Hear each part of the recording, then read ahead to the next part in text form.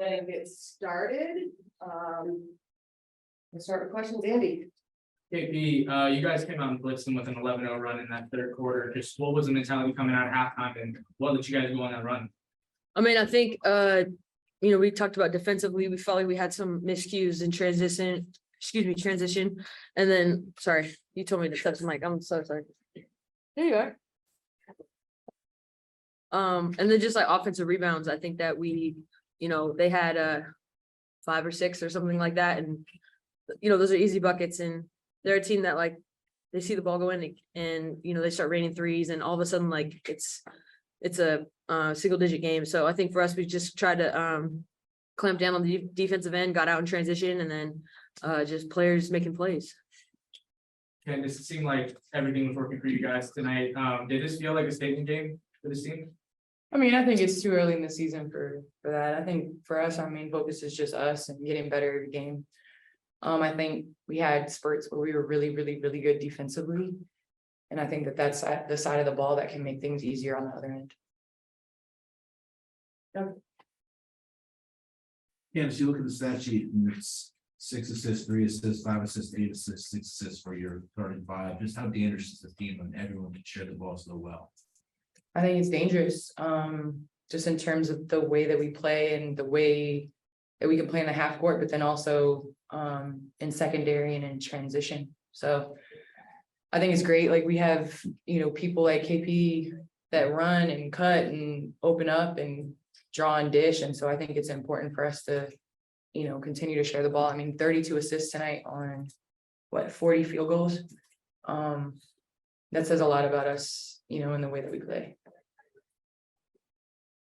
KP, so much has been made about this matchup from the offseason to now. Obviously getting the win is good, but having a Hooper's mentality, how good does it feel to get this win in wire-to-wire fashion? I say this like with all respect, but I think like it's honestly the media tries to make it out to be this like crazy matchup. There's a lot of really good teams in this league. They're a really good team. DC's excellent. So is Connecticut. So I mean, I could go down the line. So I feel like, for us, it's not another game, but we approach every game the same way and we play the same way. Like we have people, it doesn't matter who we're playing, we're gonna go out there and compete. It happened to be New York tonight, but like for us, it doesn't change who we are. We're not like doing different things. So I understand like, they want to make it something, but we're out there and we're just playing basketball the same way. Candace, you saw last year from afar just how good this team was from a spacing aspect. Now that you're a part of this group, what makes this team so dangerous from the spacing is as dangerous it is and fast as it's supposed to be? Well, I think there's an action and then there's just reads. And the core 4 played together for a long time. So just them being able to read and react and understand what everybody likes to do and wants to do. And so I think I'm learning and to play in this offense with this much space, and I think it's special. I think everybody's added something coming back to their game this year too. So I think that makes it more dangerous, and the ability to pass and make others better. I think that's not talked about enough. I think everybody, especially in the core 4, make everybody better. And so it makes it easy offensively when the ball is moving and going from side to side. Doesn't transition that easy for you? I mean, it's only 15 games in, but it's been such an easy transition for you to get acclimated. They've done a good job of just showing me the ropes and making sure that I feel comfortable. Becky, would you like to start with an opening comment? You have a question right here. No, just a real solid 40 minutes for us. I thought from the jump, we came out locked in, assertive on the defensive end, and like I said, they know what to do on the offensive end, but defensively, I was really happy with our effort and our focus because we had, depending on personnel, we had a couple different kind of schemes going on. So sometimes that can be difficult because they're making decisions, like that. And so it really takes a lot of mental focus, and they had it from the jump ball. Great win, ladies. How much was this win? Well, not necessarily this win, this game, motivation for you guys to carry it over into Saturday's game against the only team that has beaten you this far? I don't really.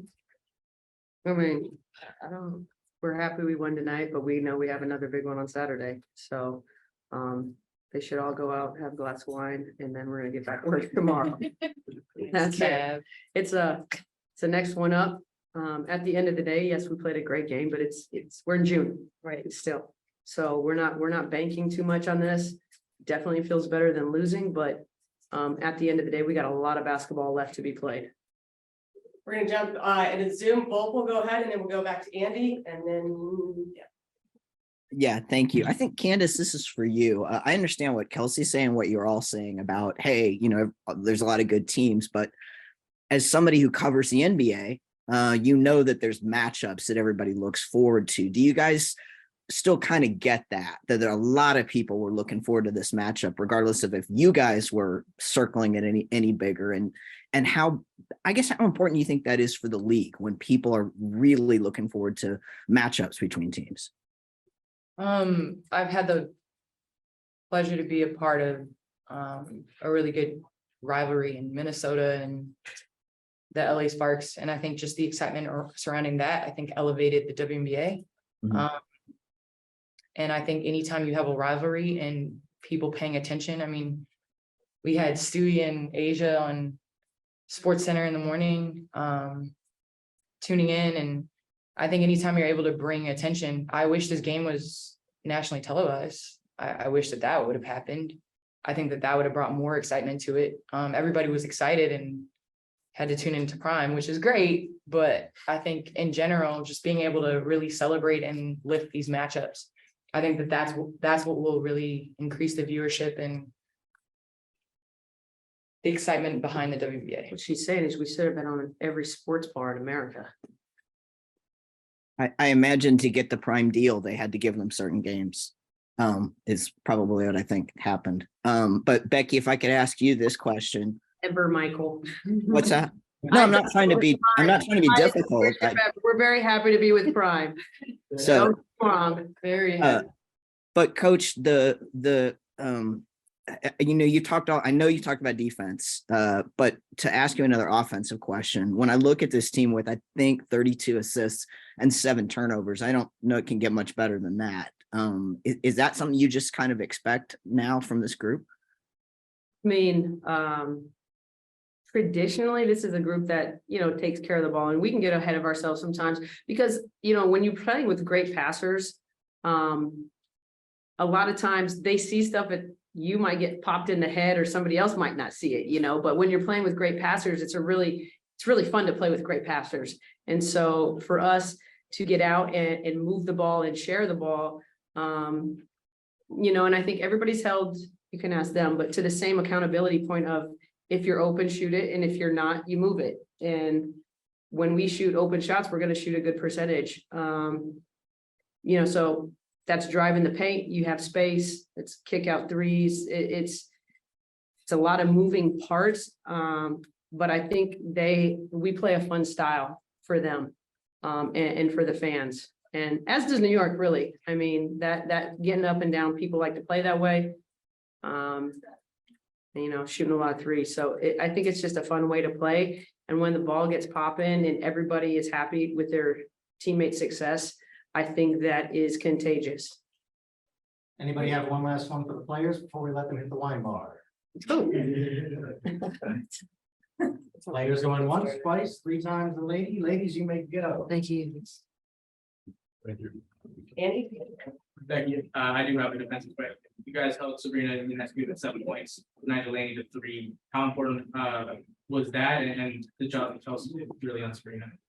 Like I said earlier in the year, Plum has been out there for her defense, not just her shooting.